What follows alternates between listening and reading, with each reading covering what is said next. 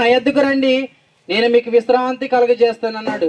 ఈ భూమి మీద చాలా ప్రయాసపడుతున్నాం, కాకపోతే దేవుడి కొరకు కూడా మనం ప్రయాసపడాలి. ఎందుకంటే నిత్యరాజ్యం ఉందండి మనకి. చనిపోయిన తర్వాత నల్లోడికి ఉంది పరలోక రాజ్యం, తెల్లోడికి ఉంది, పొట్టోడికి ఉంది, పొడుగోడికి ఉంది. అందరూ వెళ్ళాలండి పరలోక రాజ్యం. అందరూ వెళ్ళాలంటే యేసయ్య రక్తంలో ఈ భూమి మీద కడగబడాలి. మామూలుగా వెళ్ళిపోమండి పరలోక రాజ్యం. అందుకే బైబిల్ గ్రంథంలో మంచి మాట ఒకటి ఉంది, లోక పాపం మోసుకుంటూ పోయే దేవుని గొర్రె పిల్ల అని ఉంటది.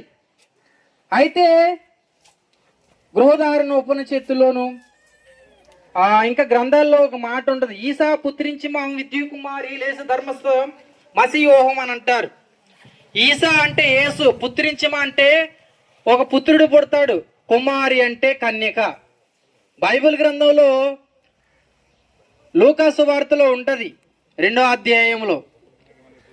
అయితే ఆ మాట అందులో ఏమని ఉంటదంటే, ప్రజలందరికీ కలగబోయే సంతోషకరమైన సువర్తమానం మీ కొరకు తెచ్చి ఉన్నాను అన్నాడు. సువర్తమానం అంటే ఏంటంటే, భూమి మీద యేసయ్య కన్యక గర్భమందు పుట్టి మన కొరకు జన్మించి మన కొరకు మరణించి తిరిగి లేస్తాడని ఆ యొక్క గ్రంథం బైబిల్ గ్రంథంలో ఉంది.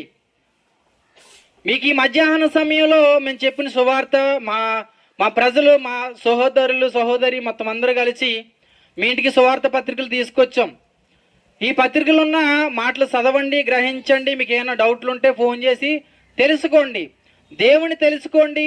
అనిత్య రాజ్యానికి మీ అందరూ కూడా రావాలని మేము కోరుకుంటూ, ఈ మధ్యాహ్న సమయంలో మీకు సువార్త ప్రకటించడానికి దేవుడు మమ్మల్ని ప్రేరేపించి, ఇక్కడ దైవజనుని ప్రేరేపించి ఈ గ్రామాన్ని తీసుకుండి మమ్మల్ని దేవుడు తీసుకొచ్చాడు. మీరందరూ నశించి నరకానికి పోకూడదని దేవుడి ఆశ, మా ఆశ. దేవుడు మిమ్మల్ని మీ కుటుంబాన్ని దేవుడు దీవించి ఆశీర్వదించి ఆయన నిత్య రాజ్యంలోకి చేర్చును గాక. ఆమేన్.